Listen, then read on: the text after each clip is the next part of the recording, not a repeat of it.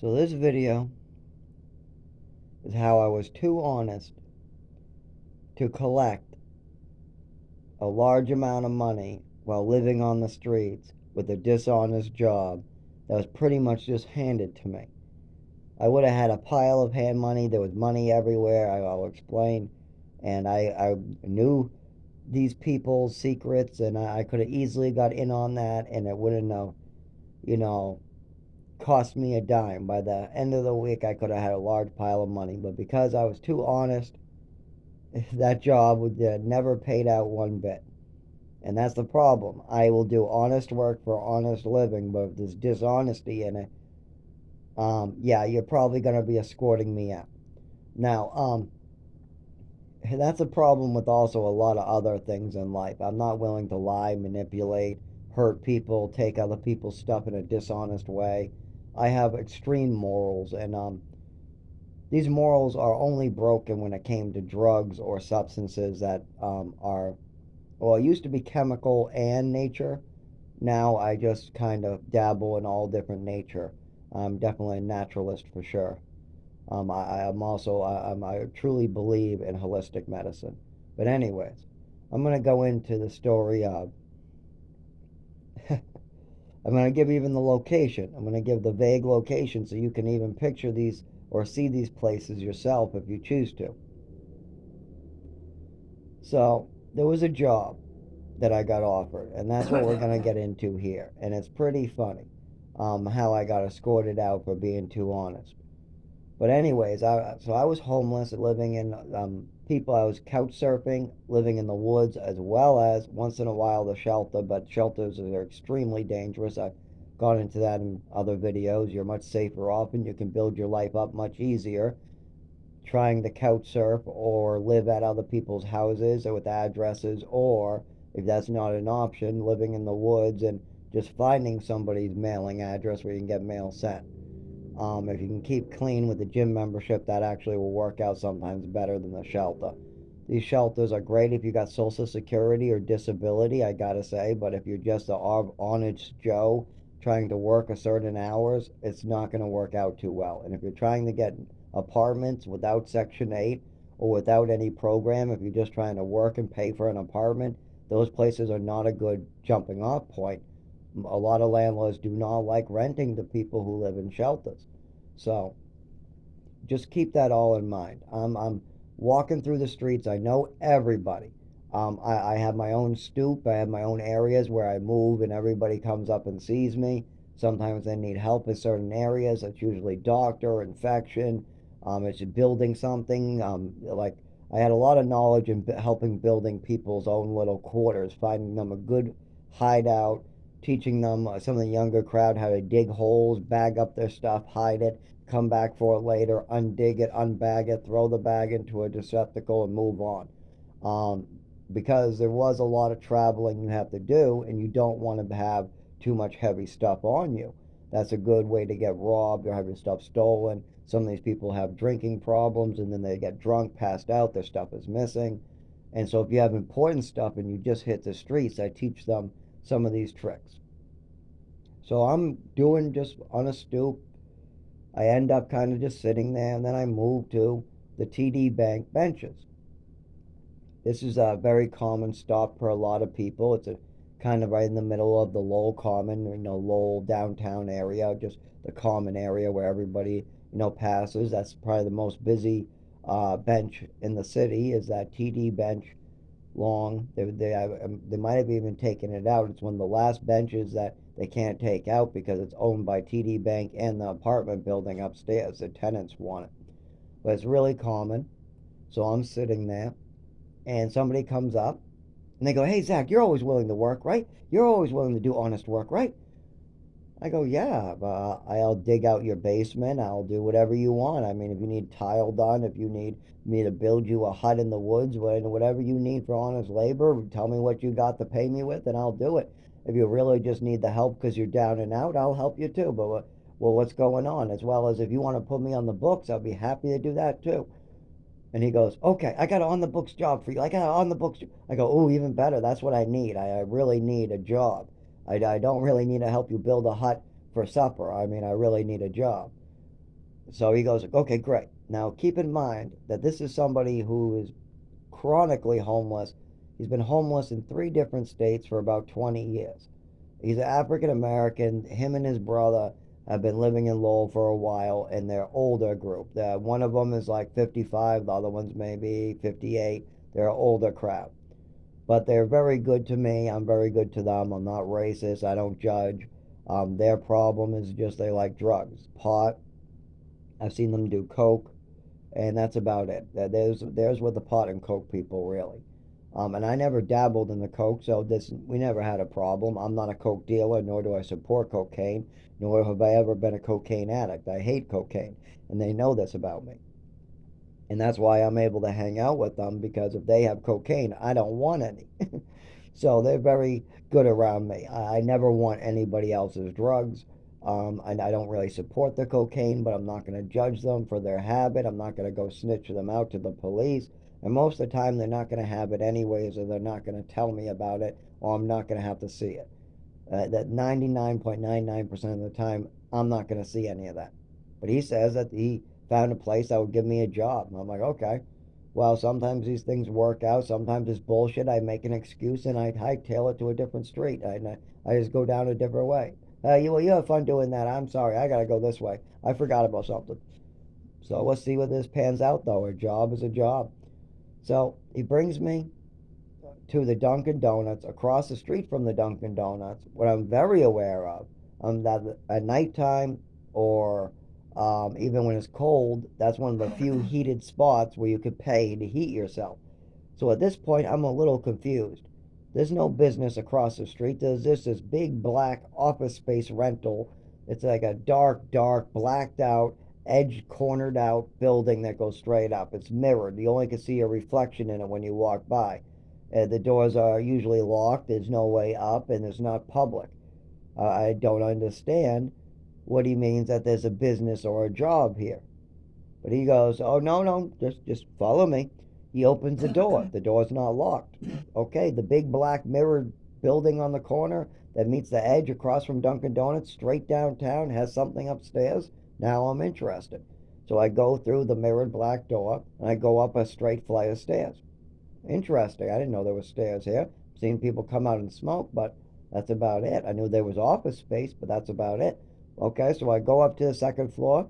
Yep, there's office space. There's maybe 4 offices, one big office, and then 2 rooms on the left, and then a room coming off that I didn't get to see, just a door. Maybe it was a closet. I don't know. I didn't get to see that door. But okay, it's an office. I see a big table. I see some small tables around the main area. It looks kind of like a boiler room to me, what they call a boiler room, where it was usually a bad sign, but it kind of looked like it. A lot of papers all over the place, a lot of people running around, multiple phone lines everywhere, multiple desks everywhere. Okay, so you have one guy in the office by himself in one room.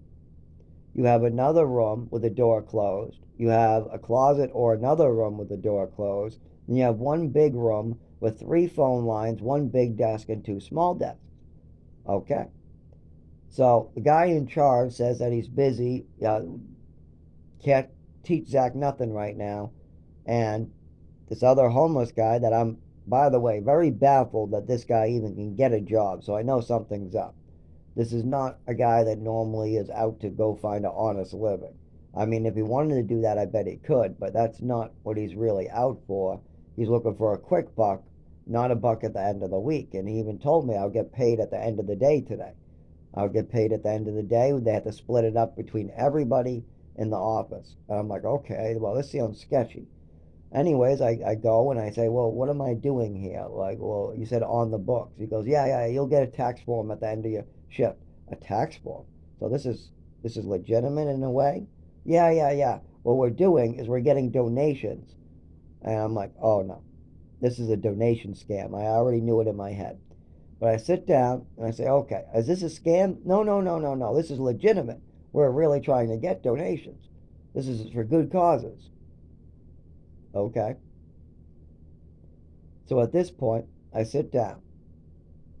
They say, okay, watch how we do it, and then you pick up the phone when you're ready and start copying exactly what we're doing. I go, okay. And I take a pad of paper out to write down what I'm supposed to remember to do. But that's a mistake too, because this is a dishonest. I'm still trying to be honest and give this place a chance. This is a dishonest place, and now I got a piece of paper and I'm writing down what I'm trying to learn. That might be a no-no. But in any other honest business, that would be acceptable. So, anyways, they call and they're calling and pretending to be the fire department, the police department, trying to get donations. And I know these individuals have no affiliation with the police department or otherwise. This is a boiler room. They're trying to scam up money. That's what they're doing. They rented out office space and they're running a boiler room. They're running a scam operation, and this is the blacked out building, so it's actually probably a good location. You got several people, but then I don't want to make the phone call because I'm hearing them make these, and I'm not willing to claim I'm from anybody because I haven't seen any paperwork or anything. I haven't talked to the guy who runs the place. No, this is sketchy. So at this point, I go, hey, can I talk to the guy who's supposed to be hiring me real quick? They go, yeah, yeah, yeah. He's behind that door. So I take my piece of paper that I'm supposed to be learning. I knock on the door. He says, come in. So I open the door, and there's drugs all over this office table, and there's a phone. Just a bunch of drugs in this, and they call it the reward room. I hear in the background, that's the reward room. Oh, I go, oh my God, this is terrible. I say, are you asking me just to, like, basically say what is written on this paper that I'm a police officer, that I'm from the fire department, and I'm trying to get donations? And where are these donations going exactly? They are going to the fire department and the police station, right? And two of them laugh and get mad. One of them just gets a little bit like, I think this kid's just zoning out. I'm kind of acting stupid a little bit just to be on the cautious side. I mean, I know most of the people in this room, and none of them would ever hurt me at all. They're all just trying to get money and make their way up and pay their apartments, or they keep on making the mistake of drugs. And so they ask, hey, yeah, come back tomorrow. Come back tomorrow and we'll train you. I'm like, oh, yeah, right, right. Okay. So I leave and I end up leaving. Now, nobody escorts me out, but Will asked his buddy, he goes, should I escort him out? And I'm like, oh, I'm already leaving. So, no, nobody escorted me out. I showed myself out because I'm not coming back the next day. No way. I already know that. If I try to come by, they're not going to want me. This is not a good situation. So I basically am told to leave or come back the next day. If I came back the next day, it would have been totally the same shit show because I'm not willing to be dishonest in that way. Um, it was sketchy, and there's so many people involved. And I'm sure that though at least three people in that room were telling everybody about it. I didn't want anybody to really know about that room because that is illegal for one. I'm surprised that they all made it out without getting charged. Maybe they did. Maybe somebody ended up getting charged. But I saw the same three people out on the street for years after that with no charges whatsoever for that boiler room. But then again, maybe the homeless weren't charged. Maybe the guy in charge was charged. But that was an interesting thing. That job was a criminal job. It also paid a lot of money.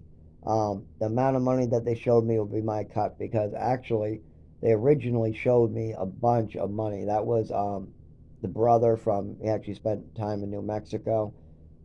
Oh, I can't think of both of their names right now. But anyways, the two African Americans were over 50 and they spent some time homeless in New Mexico, a bunch of different towns in Massachusetts and another state. Um, they actually had pockets full of money. They wanted to meet up with me later. They were showing me all the money that they had from this job. When I went in the room, there was a pile of money, and they even put some aside and said, "This will be your cut no matter what if you just stay and do what they we split it all up at the end of the night, but you can have this because you weren't here in the beginning, so that you'll just get some out of my cut. But here, this will be yours."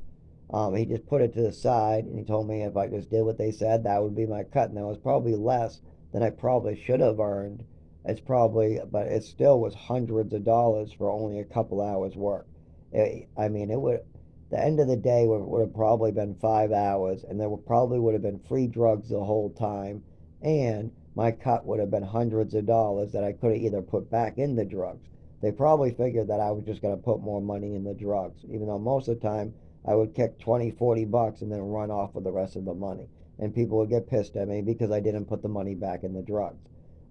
But the stuff I wanted to use my money for was usually much different. I wanted to build a shelter, get a heater. There was a lot of other stuff I was doing. I wanted to get shoes that actually fit and kept my feet dry. So there was always something, a new phone.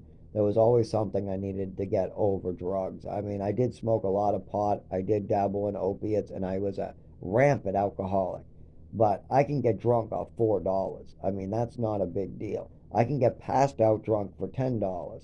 That's not a lot of money. That alcohol is cheap as hell. When I was a rampant alcoholic, having enough money for alcohol was never really a problem.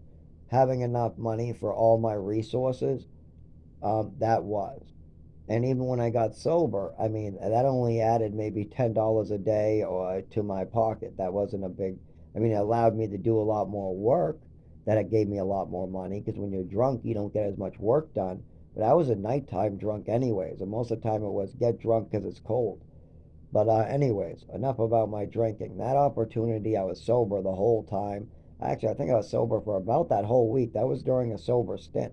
I was looking for work at that time, so it was definitely during a sober stint. Um, a lot of times I would just drink the minimum too, just to make by.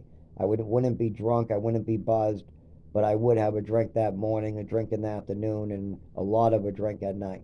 There were times where I did that too. And I mean by not much to drink in the morning, I mean like a half of a 12-ounce beer mixed with something.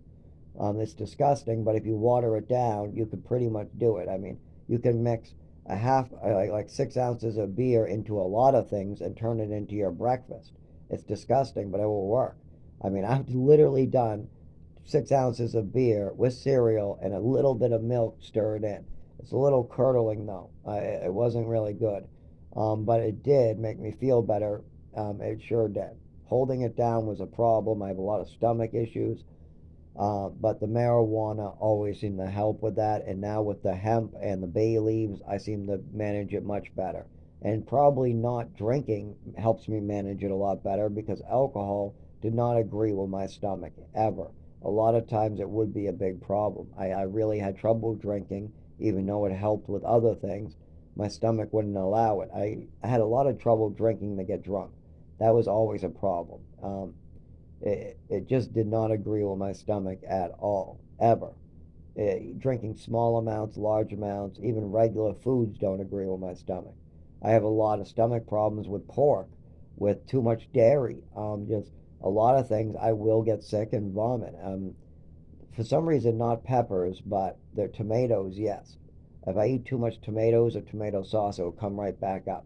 My stomach has a lot of problems. I get sick really easy to it. Even drinking black tea or green tea sometimes will upset my stomach and I will vomit. If you give me green tea from Dunkin' Donuts and I drink the cup on an empty stomach, I'll vomit. I seriously will. Black tea is the same thing. I have a weak stomach. I've always been that way. As a kid, there was a whole year where if I didn't have any milk in the morning or anything to coat my stomach, I would vomit and dry heave most afternoon. There were multiple times where my mother gave me too much Epicac, and for weeks afterwards, I had a lot of problems holding down food properly. There were times during childhood that I got food poisoning, and I was deadly sick for weeks and couldn't eat proper for months. In these programs, there were many times I actually got food poisoning in my life from food that I was forced to eat. Um, or there was consequences if I didn't eat. There was actually a program where I was restrained and choked so I couldn't breathe and my arms would be pulled so hard they'd be black and blue. That actually happened to me if I just as a punishment on a regular basis up in New Mexico. But other places literally would just have consequences if I didn't eat my meal. Like that I wouldn't be able to go out or I couldn't go out for a walk or I wasn't able to collect any $10 for McDonald's at the end of the week or I had extra chores or I couldn't leave my room for a week. Where I had to go to school and stay in a room with nothing. This is a program room. So this isn't like your average room. There isn't much, and a lot of these programs make you lock up all your toys in a separate room. So there's a door, they lock the door, you have your own tub, and they put all your stuff in this tub, and you're not allowed to have your stuff. That's how programs work. Most of your toys or hygiene products and everything else is locked up in a separate room. They'll try to say it's to prevent theft, what's fine, but then why aren't we allowed to have it when we ask for it? There's a lot more to it than that. It's a way to make sure that our behavior is controlled by controlling our stuff. If we earn anything, buy anything, it gets locked up. We get a bunk bed, and that's it in the room. We get a bureau for clothing and a bunk bed. We get a closet to hang up jackets, and we get a dirty laundry hamper. That's what we get other than the bunk bed. All of our other belongings can be locked up.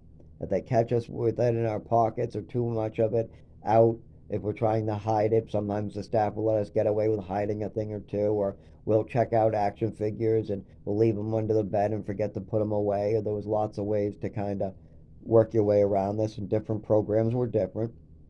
Like St. Anne's, the orphanage, let you have stuff in your room. That was allowed. So not all these programs are the same, but there's a lot of very weird rules that go with a lot of these programs that are overlapping. Like in New Mexico and in another program in Massachusetts, both of them would not let you have your belongings. Meanwhile, two other programs would let you have your belongings in your room. So it all depends on where you are. The orphanage and the one for adults, both of those let me have my stuff. But the one in New Mexico and the one in Haverhill, they did not let you have all your stuff. They let you have your clothing or something like that. It was limited. So keep that in mind, that this is how all this works. It's something that is in my book or in another recording, but I just deleted a whole file's worth because that's some of the least quality and I already copied most of it. So now we're going to work our way back and try to improve the quality of that one. But this is important stuff to understand is going on. Society's breaking down. The healthcare system's breaking down. People are breaking down. And putting it in a book or trying to speak about it or listening to it or understanding it can help us all move forward. It can. Not just me. I'm trying to do the best with the resources I have, but there's a lot of people out there that can change things for the better. The system can be changed for the better. I can help the people at the bottom. That's where I'm good. I'm good at working with some of the most difficult people that have fallen through the cracks, and really society has just kind of shunned. And the problem with that is more people keep on getting hurt. If no one does the work necessary for these individuals or keeps an eye on them or tries to teach them very common skills in a way that they'll understand, then society is the one that misses out. And some of these people are anywhere from ages like 40 all the way to in their 90s I've met. And I've been able to make a big difference. And I got to say that there's a lot of people alive and better today because of me. And there's a lot of situations that were avoided, that nothing ever happened or nobody ever had to get hurt because of me as well. But that's not enough. We need to change the way society is breaking down. We need to put a halt to all this craziness in society, these doctors and the pharmaceutical companies harming people. It's just crazy. No company should be doing damage to another person's child or person. There are laws and there are regulations that are supposed to prevent these things from happening, but yet there's a lot of societal problems that seem to have loopholes where the true meaning of the law has been warped. There's a lot of ways that people get around these things. Think of it as like a monopoly. Why is we have monopoly laws? And well, we don't want any one corporation being too powerful. Would you say Amazon is a one corporation that is too powerful?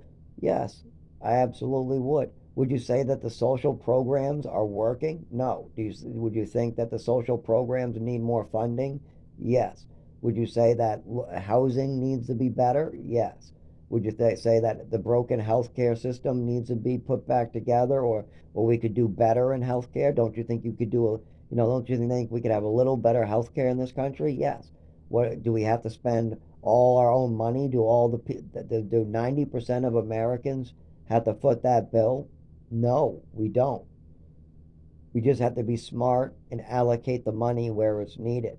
A lot of money is being wasted in America. It's going right down the drain, and you're pretending like it's not. People are just pretending like money is not going down the drain. Money gets wasted every single year on stupid financial gains, things that are only going to benefit the weapons companies, the guidance system manufacturers. It's only going to benefit war and destruction, or even nobody. Sometimes it's just some corporation, that's really just draining it. But there's millions of environmental issues that now we have to pay for. That's a bill that we have to face. And if we made laws and stopped corporations years ago, we wouldn't have to be cleaning up that mess. We failed as a society to stop companies from destroying the earth. And now we have to foot the bill for cleaning it up. And if you don't like that, then why don't you tax the big corporate giants that are destroying our water? The next time you have to buy a water filter, why don't you think about, well, this is pretty bad. My levels are pretty high. The levels weren't like this. Or the next time that you have a big chemical spill, or the next time that there's this total bad air, or things aren't really, there's weather storms are getting worse every single week. You're getting more and more rainstorms, and you just don't get the sun like you used to. The next time you're having these type of problems, why don't you try to think of how you're going to vote and how you're going to make a difference in life yourself? Me, every day, I think, how can I make a difference? One thing I can do is I can actually try to be on the inside and see what I can do from there. I just go straight in. Well, if I want to stop pollution from the oil companies, I better get a foothold in the oil companies. If I want to stop and save children from getting hurt, I better find the people who are hurting children and see if I can help them. I better find the children who might be victims and make sure that they have proper parents, or if something I see is going on, make sure to report it to the people who need to know about it. These are situations that I can just clearly see, and I should definitely try to do my best to prevent a situation that is evil. Like, if you think about why police are good, after an evil crime is committed, you call a police officer and he tries to find the criminal and press charges and all that. But that doesn't make it any better. If somebody murders you, does it make you feel better that they caught the murderer? No, you're still dead. But if somebody prevents the murderer from murdering you by just having a conversation with him, that it makes a big difference. If I am in walking down the street and I pass two people fighting, one guy pulls out a gun about to shoot the other guy over an argument, and if I just turn and say, "Hey, are you guys okay?" And then the guy turns the gun on me, and I have to have a conversation with him, talking him down slowly, but then we all end up getting home just fine because I was in the alley in the light where there's other people walking by. Well, that's going to make a difference because I was in the light, I wasn't in the alley, but I saw a bad situation and I spoke up. I did the right thing in the situation, and now everybody gets to go home. Well, that's what more people need to realize to do. That, yeah, I could get hurt, or all three of us could, to be right good right there. That's why, police officer, if he was there, maybe he would do something, pull his gun out and tell him to stop. But police officers can't be there all the time. We have to be there all the time. You have to hold yourself accountable when you're in a situation where you can do good. If you get an opportunity to do good and you have to take a little risk to yourself, that's just God testing you. 99% of the time, if you get an opportunity to do a lot of good and you do it the right way, in a loving way, it works out just fine. That's just how God works. You will see amazing results if you just try to do the right thing. Even when it seems dangerous, even when it seems like you could get killed, most of the time you are all right to do that because you have God on your side. And if the worst happens, well, that's okay because your soul is for eternity. As long as you made the right decision that day, you don't have to worry. But if you walk away and let one person get murdered and the other person get locked up and then two lives are destroyed, when maybe you could have done something to stop it, that's a totally different story. You did nothing and you allowed sin and evil to just spread. And this is a spreading disease. Selfish behaviors, greed, just the fantasies that people spread for grandeur. It's crazy. We all struggle. We all have our crosses to bear. That's why I'm the first one to admit them. I was a rampant drug addict. I still like my hemp. I'm a hippie. I'm not no rich. Now, I'm can you poor. be quiet for a while? I got a 83-year-old sleeping in the same room at me who's disrespectful. I'm not no saint. I don't got nowhere else. I got my own apartment and I don't even can't even go to my own room. I have to split it with somebody. So I'm making a difference. But people need to try to look at themselves inwards. And I'm trying to actually explain that to the guy you just heard speak. I've been trying to explain that to David over there who just spoke, that he needs to look in himself. He needs to try to see what good he can do for himself and others. The self centered behaviors aren't good. They're not. Speaking of trying to do good, these doctors are something that all of us need to hold accountable. Even my roommate David has complained that that doctor up the street from us was no good. I'm sure that he has experienced hundreds of bad doctors in his lifetime. But Dave, would you say doctors are worse today than they were back 50 years ago? Some of them are. And that's somebody who gets all the real good doctors. A lot of the people over like 70 who come from a different generation go to Boston, they're on Medicaid. For some reason, they get totally different aspect of doctors. My father's doctor, Dave's doctor, these are very different types of doctors. I have accompanied several people to their doctors, and I have been to my own doctors, and I've even accompanied psycho people to their doctors, and I've kind of talked things out with them to get information, and the paperwork and the things that these doctors do are very different. Very, very different. And they can be destructive or they can be helpful, or they can be vague or they can be nothing. Um, and I gotta say, a lot of the elderly people are just kind of like, they get a little easier time with the medications. They're an older generation, but they get more of the physical medications. They like the like cancer drugs or heart medication, blood pressure medication, diabetes medication. Those are very common for the elderly. Meanwhile, the younger crowd, even when they take no medication, the things these doctors say are completely nuts on paper or otherwise. You hear all these crazy stories from people aged 20 to 40 going to the doctors and coming back with just weird papers, weird advice, weird phrases. I mean, people are even recording them now sometimes. I mean, if you get permission, you have a right. Some doctors will give you permission to record them, while other doctors are fantastic. But I've noticed that the younger crowd is getting pushed towards psychiatrists. Like, for instance, older people, if you go to your primary care, they'll give you benzos for sleep. A primary care or your main doctor can prescribe you sleeping medication like Ativan or something like that.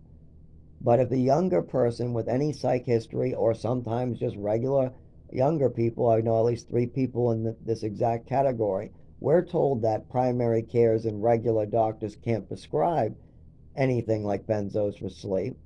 We have to get it prescribed through a psychiatrist. Then we go to a psychiatrist and he gives us all the benzos we want. Then we get flooded with benzos. We get Ativan, we get Valium, we get a lot of people get the Xanax bars. It's very common. But they get them from the psychiatrist instead of the primary care. So the good doctors that keep an eye on the benzos that are doing it for sleep, the ones who might keep you at a half a milligram or 1 milligram for a good 3 years, and they work with elderly people, they're doing it in the proper way.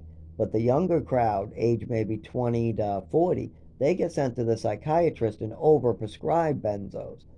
Tell me, why is that? Why does a younger person go get benzos from a psychiatrist at high doses, pretty much at a ridiculous rate? Meanwhile, the older crowd gets their benzos more safely and at a lower dose in a better environment from their primary care. And when somebody like me goes to his primary care, instead, we get redirected to this right to take more.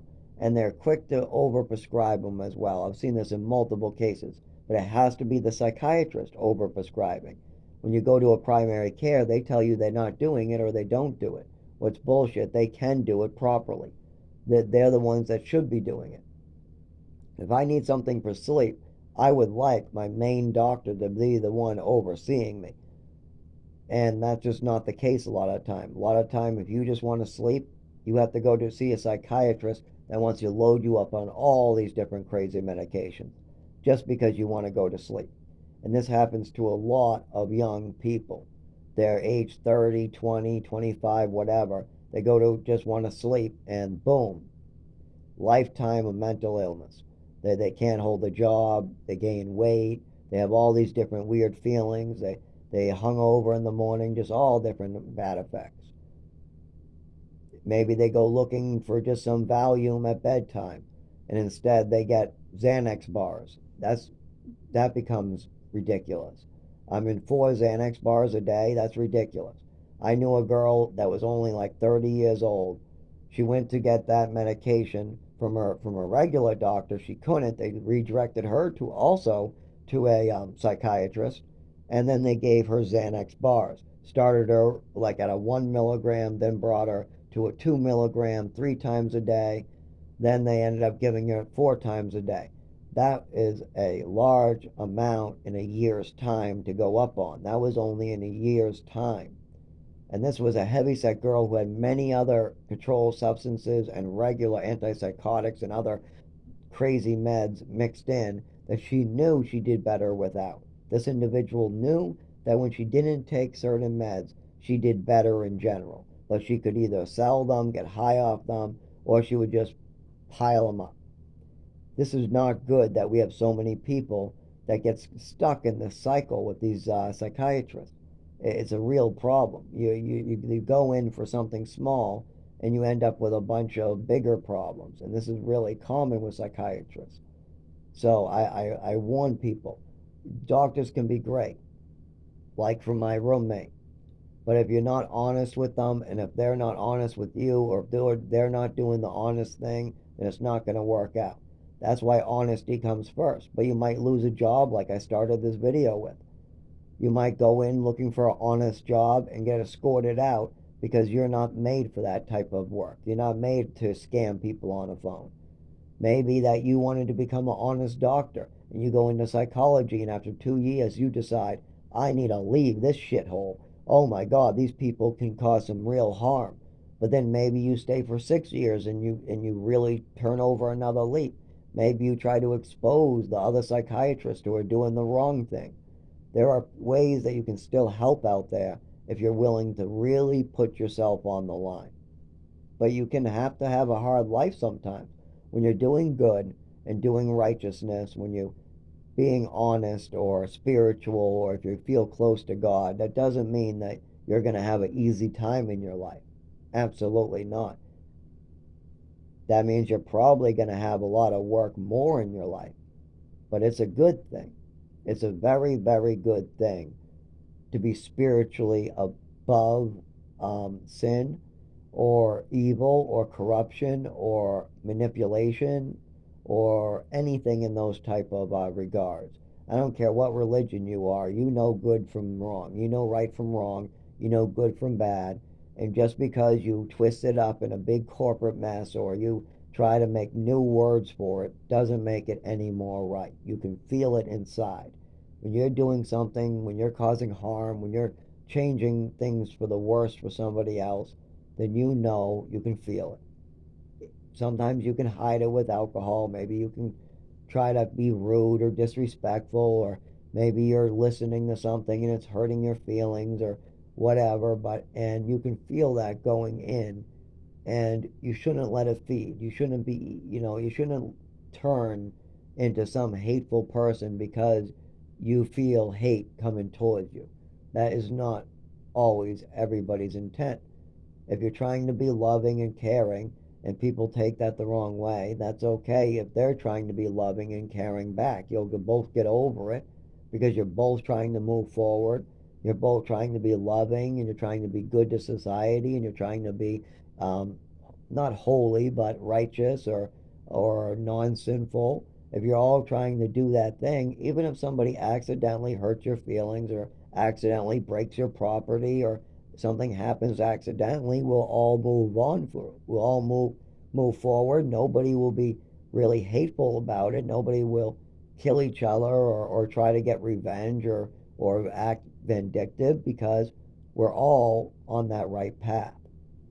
But when we start acting self centered, greedy, or when we start worrying only about ourselves, or when we start thinking that, it's okay to gain stuff dishonestly, or it's okay to kind of exaggerate or kind of manipulate because it's going to get me this or I would lose this, when you start feeding into those, that's when things really go downhill from society. And we are seeing it every day. These behaviors are being so common, and I see a lot of these new age hippies being born that are speaking up and trying to change things, and that's great.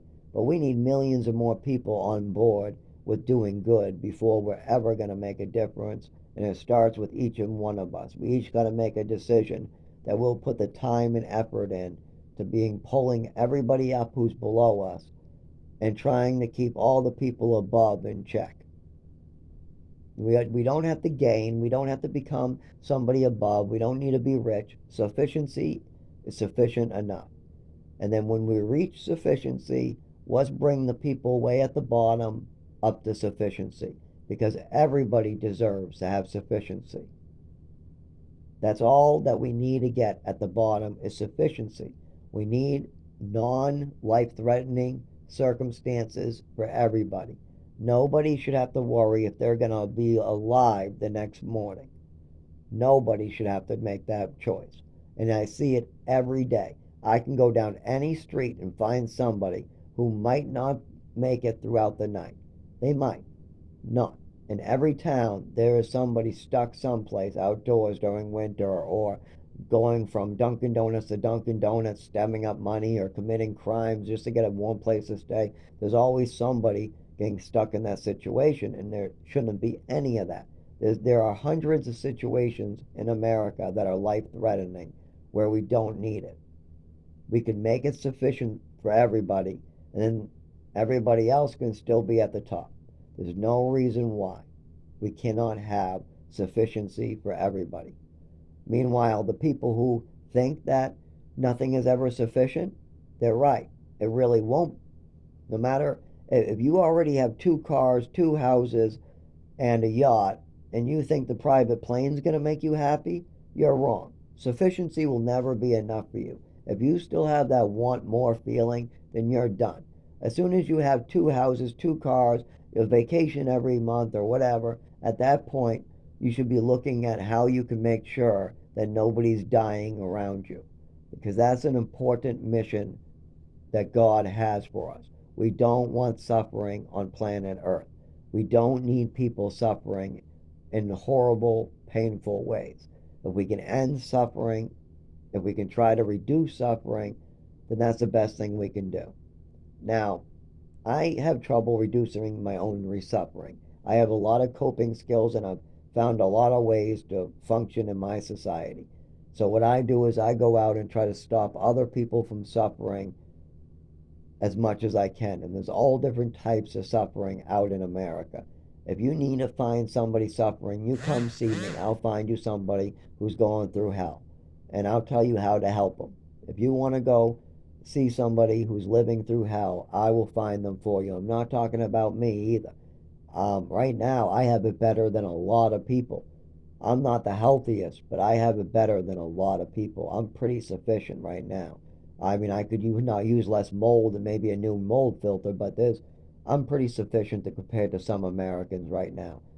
I mean, just I've seen 10 people in the last week that are literally going to be outside right now. They have to be. It's like a 10, 11 o'clock. They're probably out in the woods or near a Dunkin' Donuts or a store right now. It's not good. It's not a good situation. And whatever their problem is, there needs to be a place for them to stay safe. We need to have a safe society in America. There's no reason why we cannot have some type of housing for the people who are working in low income and a more safe, more like a hotel, like a cheap, really shitty motel for people that are homeless. There is no reason why overnight people should be freezing to death in America. Are we that poor that we're letting our people starve and freeze? I mean, why are why am I handed moldy bread? And I mean, I've seen disabled people who can't see. They told me that they can't read writing on a clipboard and wanted me. They asked me what it said, and then later I find out that the bread that I was given was moldy, and some vegetables or some food was expired and really no good, where I would have really got sick if I ate it. Well, how about that person that couldn't see in that line? How about if they ate that bread that they were given? Are they going to be helped or are they going to be hurt? That's the problem. We got to make sure we're not hurting people in society. It's all right to do good, but you have to see the way you're doing it. If you're giving somebody moldy bread and not telling them it's moldy and they're blind and they go and eat it, you are not giving them food. You are poisoning them. And that's the point. If you want to help them, you give them the good stuff. You give them what you would want for yourself. If you're going to do good for others, you got to be willing to give up the good for yourself. And that's what I'm willing to give up. And I got to learn to limit it now. I try to limit it to make sure that I have my sufficient needs, but I'm also helping other people meet their sufficient needs. And that's where I'm going to end this because this one's a long video.